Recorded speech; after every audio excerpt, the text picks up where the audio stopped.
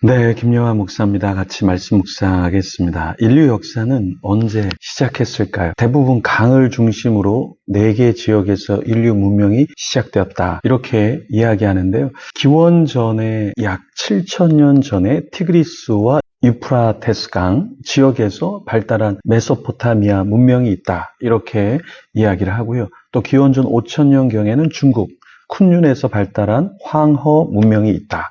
이렇게 말합니다.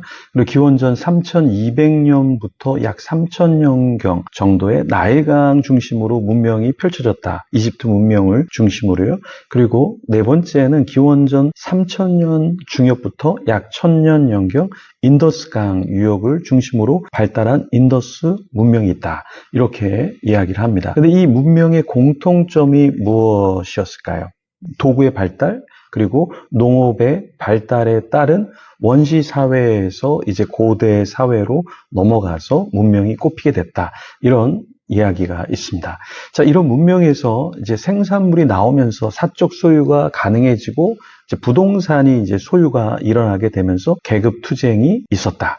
그래서 사회 구성원 간에 불평등한 관계가 생겼다라고 사람들이 이야기하죠. 이 내용을 조금 더 간추려서 말한 사람이 장자크 루소라는 사람이죠. 장자크 루소가 인간 불평등 기원론이라는 것을 책을 쓰면서 인간들 사이의 불평등한 기원은 무엇인가?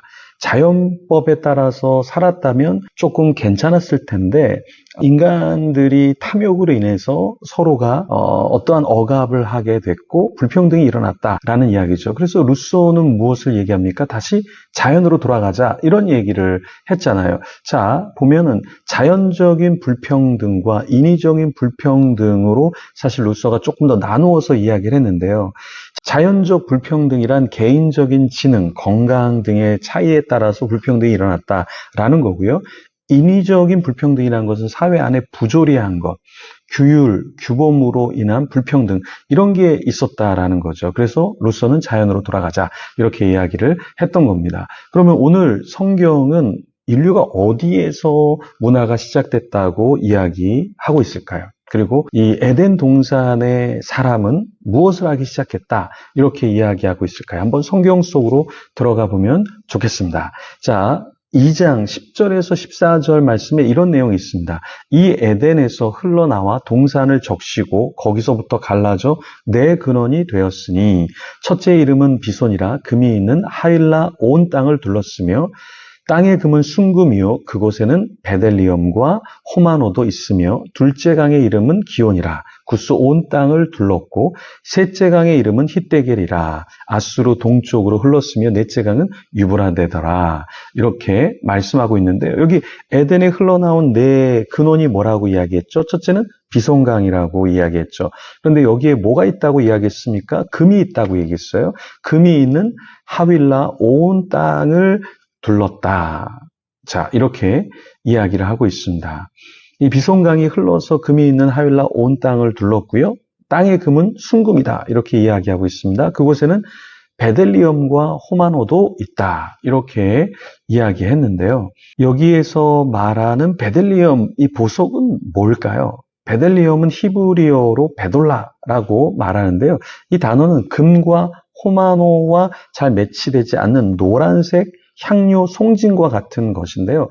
조금 더 정확히 이야기하면 사실 베델리엄은 노란색이기보다는 흰색으로 이 단어를 표현할 적당한 단어가 없었기 때문에 이렇게 표현했지만 진주다 이렇게 번역을 해야 했습니다. 어쨌든 이 베델리엄이라는 것은 뭐냐라고 했을 때 금과 호마노와 잘 매치되지 않는 노란색 향료 송진 같은 것인데 이것이 굉장히 중귀한 것이다 라는 것을 말하고 있는 것이죠. 또 호마노도 역시 보석의 종류입니다. 아마도 붉은 색깔을 띤 보석 혹은 준보석 중에 하나로 우리가 볼 수 있는데 고대 번역들은 이 호마노를 붉은 줄무늬 마노 혹은 홍옥수 녹주석 이렇게 다양하게 번역하기도 했습니다. 중요한 것은 굉장히 귀중한 보석이다. 이렇게 우리가 이해하면 되겠죠. 그러면 여기에 있는 네 개의 강은 이제 평범한 강이 아니었다. 거기에는 아주 진귀한 보석이 있었다. 이런 말을 이야기하는 거죠. 그럼 이 네 강이 어디에 있었을까요? 비손, 기온, 히데겔, 유브라데. 그런데 여기 앞에 비손과 기온과 히데겔 이 강은 사실 성경 외에는 전혀 알려진 바가 없습니다. 성경에서는 이 세 개의 강을 앞에서 언급을 하는데 전혀 우리가 예측하지 못할 곳으로 우리가 지금 어디인지는 알 수가 없는 거죠. 자, 그런데 사람들이 이렇게 얘기해요. 인도의 인더스, 겐지스, 애굽의 나일강, 아라비아강, 페르시아강 뭐 이런 곳으로 추측을 하기도 합니다. 그렇지만 여전히 정확한 것은 아니죠. 그런데 우리가 알 수 있는 지명 한 곳이 있죠. 유브라데강. 자, 여기 유브라데강에 대해서는 우리가 알 수 있는 게 2850km나 되는 굉장히 긴 강인데 오늘날에도 우리가 유브라데 이렇게 부르죠. 이라크를 가로지르고 있고 중동의 하나의 상징적인 굉장히 긴 강, 이 강이 오늘날에도 우리가 알 수 있는 강입니다. 그러니까 인류 문명이 시작됐을 때의 그 강 네 곳 중에 한 곳, 그것은 유브라데다. 이렇게 우리가 알 수 있는 거죠. 어쨌든 유브라데 같은 이 네 개의 강이 인류가 처음 시작했을 때 있었고 그 강을 중심으로 인류가 문명을 꼽혔다라는 것을 우리가 볼 수 있습니다. 그러니까 성경이 어디에 설화, 어떠한 지어낸 이야기가 아니라 역사적인 사실에 근거한 강을 언급하고 있다라는 것을 우리가 여기서 볼 수 있죠. 15절에서 17절에 이렇게 말합니다. 여호와 하나님이 그 사람을 이끌어 에덴 동산에 두어 그것을 경작하며 지키게 하시고 여호와 하나님이 그 사람에게 명하여 이르시되 동산 각종 나무의 열매는 내가 임의로 먹되 17절 선악을 알게 하는 나무의 열매는 먹지 말라. 내가 먹는 날에는 반드시 죽으리라 하시니라. 하나님이 사람을 이끌어내셨죠. 그리고 어디에 두셨다고요? 에덴 동산에 두셨죠. 그리고 사람에게 무엇을 하게 하셨습니까? 15절에 경작하게 하셨다라고 말하고 있습니다. 더 나아가 그 동산을 지키게 하셨는데요.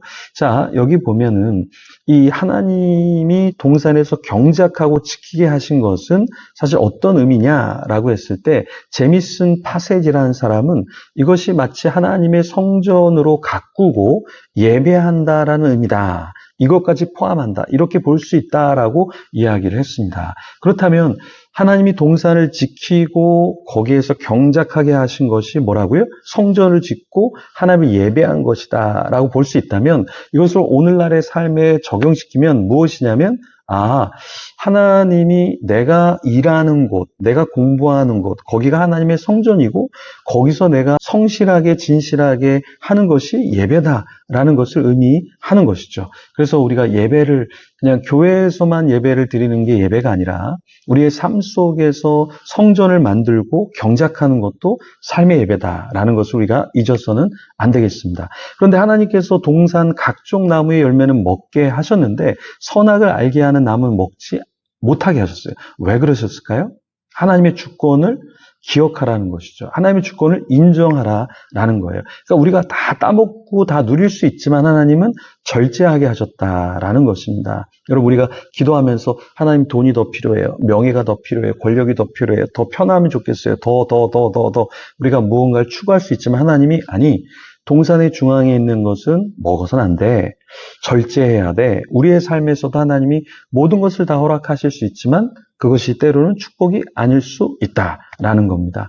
우리가 하나님을 기억해야 한다. 나의 직업과 나의 인생에서 누릴 수 있는 것이 참 많지만 그것들을 절제하는 것이 필요하다. 어떤 사람은 너무 많은 돈이 벌리니까 그 돈에 취해서, 어떤 사람은 너무 인기가 많으니까 인기에 취해서, 어떤 사람은 너무 편하니까 게으름에 취해서 살 수 있는데 그것을 하나님이 원하시는 게 아니라 동산 중앙에 먹지 못하는 그 선악과를 바라보면서 하나님을 인정하고 하나님을 생각했듯이 우리 인생에서 다 잘 되면 오히려 우리는 하나님을 떠날 수 있고 하나님을 인정하지 않을 수 있는 인간이다. 그래서 하나님 우리의 삶에도 선악과를 주셨다라는 것을 기억하시고 오늘도 자족하면서 하나님을 더 바라보는 저와 여러분이 되기를 간절히 소망합니다. 이 시간에 기도하면서 하나님 내가 따먹을 수 없는, 내가 다 누릴 수 없는 선악과가 있는데 그것을 불평하는 것이 아니라, 원망하는 것이 아니라 그것을 바라보면서 하나님을 보게 하시고 하나님의 주권을